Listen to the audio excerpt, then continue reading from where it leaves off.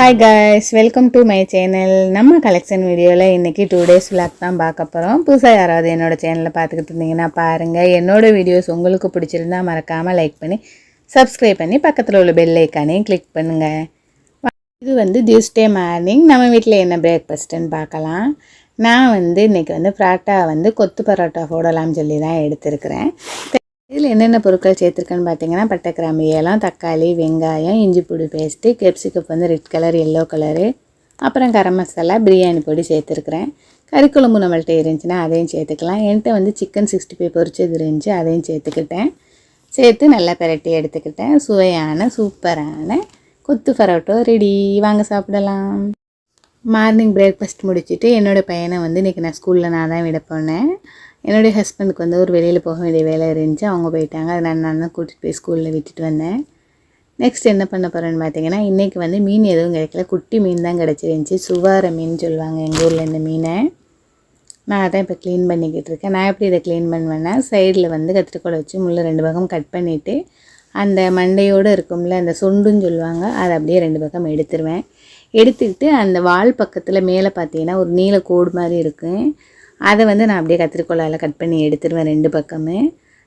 Next பார்த்தீங்கன்னா, அந்த சொண்டுனா அந்த செவுள் பகுதியோடு இருக்குல்ல, அதை தான் சொல்கிறேன். அதை தான் நம்ம கட் பண்ணி எடுத்துகிட்டு நம்ம ஏன் அந்த இதை கட் பண்ணி எடுத்துகிட்டு தலையை மட்டும் போடுறோம்னா, மீன் தலையோடைய அது மீன் உடையாமல் இருக்கிறதுக்காக தான் நான் போடுறேன். ரொம்ப குட்டி மீனாக இருந்துச்சுன்னா நம்ம இந்த தலையோடு அப்படியே கட் பண்ணிவிட்டு அந்த வாழையும் கட் பண்ணிவிட்டு மீனை மட்டும் போடலாம் க்ளீன் பண்ணிவிட்டு.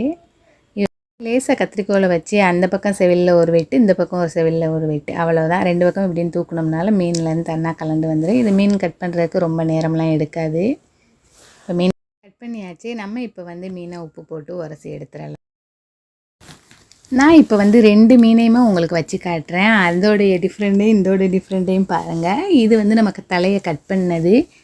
இது பார்த்திங்கன்னா தலையை கட் பண்ணாத மீன். 2க்கும் ஒரு வித்தியாசம் கிடையாது. இவ்வளவுதான் இதுக்கு வித்தியாசமே. இப்போ நம்ம என்ன பண்ண போகிறோன்னு பார்த்தீங்கன்னா, நான் கொஞ்சமாக ஆயில் சேர்த்து அதில் மிளகாயை வறுத்து எடுத்துக்கிறேன். ரெட் சில்லியை நல்லா வறுத்து எடுத்துக்கங்க. நல்லா வறுத்ததுக்கப்புறமா மிளகாய், அப்புறம் வெங்காயம், தக்காளி எல்லாம் சேர்த்து மிக்சியில் நான் குறன்னு ஒரு அடி அடித்து எடுத்துக்கிறேன். நான் சின்ன பிள்ளையாக இருக்கும்போதெல்லாம் எங்கள் வீட்டில் எப்படி பண்ணுவாங்கன்னு பார்த்தீங்கன்னா, இந்த மிளகாயை நெருப்பில் தான் சுடுவாங்க. நெருப்பில் சுட்டு கையில் தான் பிணைஞ்சு எடுப்பாங்க. அது அப்போலாம் காந்தா அது கை. இப்போலாம் கையை போட்டு பிணைஞ்சோம்னா தீ மாதிரி எரிய ஆரம்பிச்சிடும். அதனால இதுதான் இப்போ உள்ள சுலபமான வழி. கை காந்துச்சா எரிஞ்சிச்சாங்கிறது நம்மளுக்கு தெரியாது அப்படின்னு நான் நினச்சிக்கிட்டேன். ஏன்னா அதனால தான் அப்படி செஞ்சுருப்பாங்களோன்னே. ஆனால் உங்களுக்கு தான் தெரியும் அதோட இது. அந்த நம்ம மிளகாயை வறுத்து எடுத்தோம்ல, அதில் கொஞ்சோண்டு எண்ணெய் இருந்துச்சு. அதில் கொஞ்சமாக வெங்காயத்தை போட்டு வதக்கிட்டு நான் ஒரு 2 கத்திரிக்காய் சேர்த்துக்கிறேன். கத்திரிக்காயும் சேர்த்து நல்லா வதங்கினதுக்கப்புறமா நம்ம அரைச்சி வச்சுருந்த அந்த பேஸ்ட்டையும் அதில் சேர்த்துக்கிட்டு தேவையான அளவு புளியும் கரைச்சி ஊற்றிட்டேன். இப்போ பசங்களுக்கு பார்த்திங்கன்னா முட்டை அவிய வச்சுருக்கேன். என்னுடைய பையனுக்கும் பொண்ணுக்கும் நான் கோழி முட்டை அவிச்சு எடுத்துருக்கேன். எங்களுக்கு கடை முட்டை தான் எடுத்துருக்கிறேன். பொண்ணு மீன் குழம்புல உள்ள மீன் திங்காது, அதனாலே அவளுக்கு மீன் பொரித்து எடுத்துக்கிட்டேன். குட்டி மீன் தான், ஆனால் நல்ல டேஸ்ட்டாக தான் இருந்துச்சு. ரொம்ப சூப்பராக இருந்துச்சு குழம்பு. குழம்பு நல்லா கொதிச்சிருச்சு. இப்போ நம்ம மீனை சேர்த்துக்கலாம். ஏன்னா நம்ம முன்னாடியே சேர்த்துட்டோம்னா மீன் கலண்டு உடஞ்சி போயிடும். அதனால் நம்ம நல்லா கொதிச்சதுக்கப்புறம் சேர்த்துக்கிட்டு ஒரு 3-4 பூண்டு பல்லையும் சேர்த்துக்குங்க. பூண்டு பல்லையெல்லாம் சேர்த்து ஒரு 2 கொதி கொதிச்சோடனே போதும், ஸ்டவ் ஆஃப் பண்ணிடலாம். நம்ம இப்போ க்ளீன் பண்ணி எடுத்துக்கலாம். நம்ம காய்கறியெல்லாம் கட் பண்ணியிருந்தோம்ல, அதை எல்லாத்தையும் எடுத்து நம்ம குப்பையில் சேர்த்துடலாம். அவ்வளோதான். டியூஸ்டே மார்னிங் நம்ம வீட்டில் இவ்வளோ தான் லன்ச் மெனு. நைட் டின்னர் இன்ஷால்லா நைட் பார்க்கலாம். இப்போ நம்ம ஸ்கூலுக்கு கிளம்பிக்கிட்டு இருக்கேன், பசங்களுக்கு போய் லஞ்ச் கொடுக்குறதுக்கு. நைட் என்ன டின்னர் பண்ணலான்னு பார்த்தீங்கன்னா, சப்பாத்தி தான். சப்பாத்தி அப்புறம் உருளைக்கிழங்கு குருமா. நான் இந்த வீடியோ ஏற்கனவே வீடியோ போட்டுட்டேன். அதனால் இது சாப்பிட்றது மட்டும் உள்ளது தான் காமிச்சிருக்கேன். நைட் டின்னர் முடிஞ்சிருச்சு. இன்ஷால்லா நெக்ஸ்ட் டே வீடியோவில் பார்க்கலாம். நெக்ஸ்ட் டே மார்னிங் பசங்களுக்கு தோசை ஊற்றி கொடுத்தேன் பிரேக்ஃபாஸ்ட்டுக்கு. வீடியோ எடுக்க மறந்துட்டேன், டைம் இல்லை. அதனால தான் மார்னிங் பார்த்திங்கன்னா கரண்டும் போயிடுச்சு, கேஸும் முடிஞ்சிருச்சு. என்ன பண்ணுறதுன்னே தெரியலையே. பசங்க பிரியாணி கேட்டாங்கன்னு சொல்லிவிட்டு கறி எடுத்து போட்டேன். கடைசியில் சரி ஒரு வழியாக அடுப்பில் தான் பண்ணணும்னு சொல்லிட்டு விறகு அடுப்பில் தான் பண்ண போகிறேன்.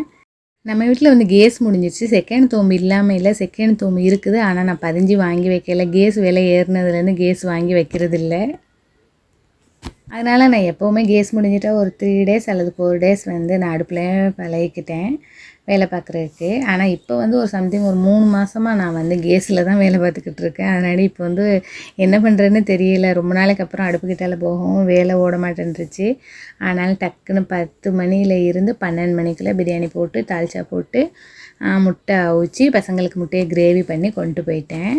நான் ஃபஸ்ட்டு எப்படி பண்ணினேன்னு பார்த்தீங்கன்னா, மட்டனை நல்லா க்ளீன் பண்ணிவிட்டு நெய் சேர்த்து உப்பு தேவையான அளவு சேர்த்து இஞ்சி பூண்டு பேஸ்ட்டு சேர்த்து நான் வேக வச்சுட்டேன் மட்டனை.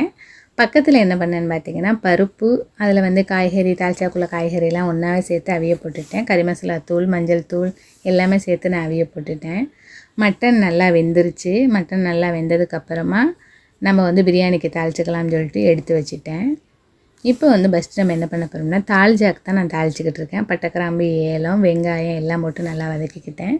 வெங்காயம் வதங்கினதுக்கப்புறமா தக்காளி, கருவேப்பிலையும் சேர்த்து நல்லா வதக்கிக்கிட்டேன். இப்போ நம்ம வந்து இஞ்சி பூண்டு பேஸ்ட்டு, அப்புறம் வந்து மிளகாய்த்தூள் சேர்த்துக்கலாம். சேர்ந்து மிளகாய்த்தூள் பச்சை வாடை போகிற அளவுக்கு, இஞ்சி பூண்டு பேஸ்ட் பச்சை வாடை போகிற அளவுக்கு நல்லா வதக்கிக்கிட்டேன்.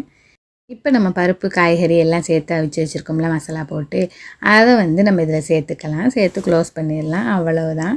இனி நம்ம நெக்ஸ்ட்டு என்ன பண்ண போகிறோன்னு பார்த்தீங்கன்னா, நம்ம தால்ச்சாக்கு வந்து முந்திரி, தேங்காய், நிலக்கடலை, பொரிகடலை எல்லாம் சேர்த்து பேஸ்ட் மாதிரி அரைச்சி வச்சுருக்கேன். புளியும் ஊற போட்டிருக்கேன். அதை வந்து நம்ம லாஸ்ட்டாக சேர்க்கணும். எப்படின்னா, நானும் நல்லா கொதிச்சதுக்கப்புறம் தேங்காய் பேஸ்ட்டையும் சேர்த்து புளி பேஸ்ட்டையும் சேர்த்து புளி கரைச்சி வச்சுருக்கோம்ல அதையும் சேர்த்து கிளறிக்குங்க. அவ்வளோதான், தால்ச்சா ரெடி ஆயிடுச்சு.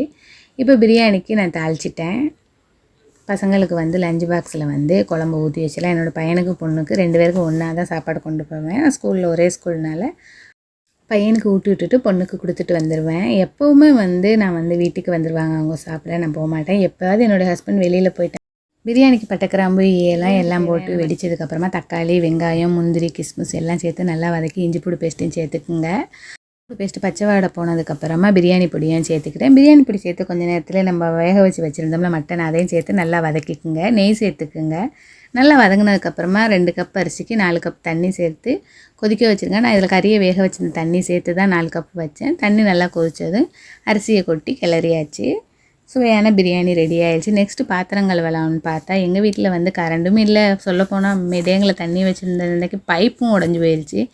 மெயின் பைப்பு உடஞ்சிட்டனால எங்கேயுமே தண்ணி எடுக்க முடியலை. எல்லா பைப்புமே ஆஃப் ஆகி தான் கிடந்துச்சு. அதனால் வந்து நான் பாத்திரம் வந்து வாஷ் பேசனில் கழுவ முடியாமல் கொல்லையில் வந்து தான் கழுவுனேன். வேலை பார்த்துக்கிட்டே வாஷ் பேசன்லனா டக்கு டக்குன்னு கழுவிடுவோம். ஆனால் இங்கே மொத்தமாக மழை மாதிரி குமிஞ்சிருச்சு. இந்த நேரத்தில் நான் வாஷ் பேசனை ரொம்ப மிஸ் பண்ணேன். எந்த ஒரு பொருளுமே இருக்கும்போது தெரியாது, இல்லாத போது அதனோட அருமை தெரியும்னு சொல்லுவாங்க. அது வந்து வாஷ் பேசன் விஷயத்தில் கூட எனக்கு 100% உண்மையாக இருக்குது. வீடியோ பிடிச்சிருக்குன்னு நம்புகிறேன். என்னோடய வீடியோஸ் பிடிச்சிருந்தா மறக்காமல் லைக் பண்ணுங்கள், ஷேர் பண்ணுங்கள், கமெண்ட் பண்ணுங்கள், சப்ஸ்கிரைப் பண்ணுங்கள். தேங்க்ஸ் ஃபார் வாட்சிங்.